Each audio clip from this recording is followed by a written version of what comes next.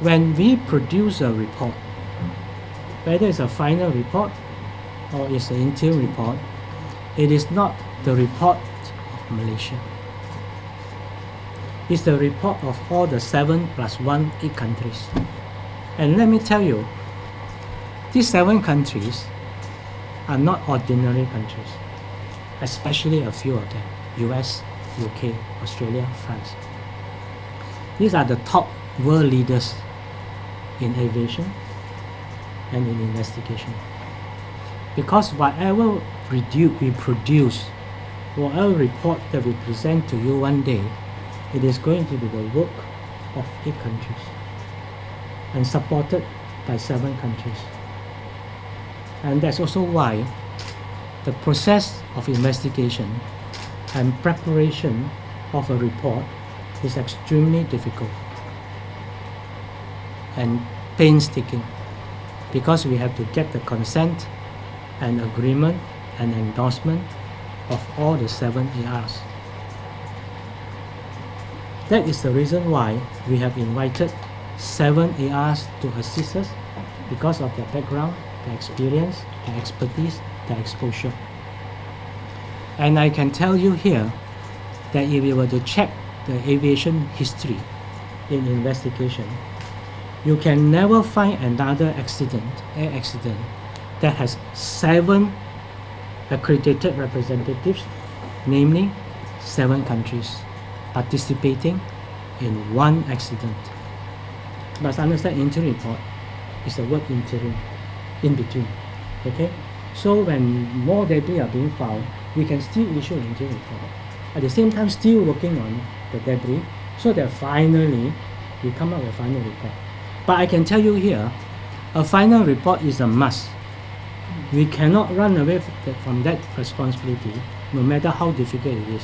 Because this team is set up under Annex 13, and Annex 13 requires and demands the final report.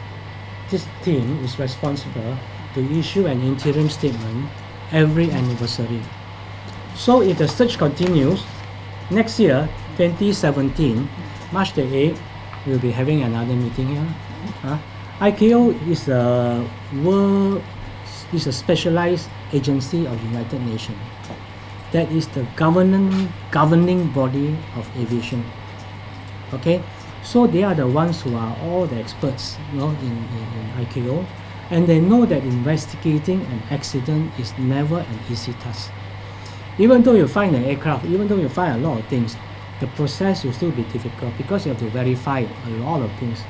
Okay, so ICAO never set a timeline, and it's unfair for them to set the timeline, because you can never set a timeline. Depends on the complexity of the investigation and in what manner. So ICAO never tell you got to complete within 1 year, 2 years, 3 years, 4 years. That's why paragraph 6.6 says, if you cannot complete it within 1 year, then your job is to inform the public every year. Okay, interim statement. This is to make sure that you want to remind people that, I have not forgotten about your case, I'm still investigating. So that is the gist of the whole thing. Our objective is to find out the truth. That's the reason why we are here. Okay, but if our report gives you the truth and you are not convinced of the truth, then just too bad. But it's our best endeavor to find out the truth. Okay, but you say that if the aircraft is not found, then of course it is difficult to find the truth, because whatever truth that you say you have, people will cast doubt on it. Okay, that's the reason why the search team and the government is spending so much money to look for the aircraft, because without the aircraft, you'll never be able to determine for sure, conclusively, what happened. Right? My thoughts and prayers are with them, and then we are trying our best to find whatever I use the word truth again now. Whatever truth that we can find in our report, we will try to find them, so that everybody will know exactly what happened on the fateful day of 8th March 2014. Most of us are aviation men, and this is, like I say, the biggest aviation mystery. So we have the sense of satisfaction if we can find a report that is acceptable by the public and especially the next of kin. That is our ultimate goal.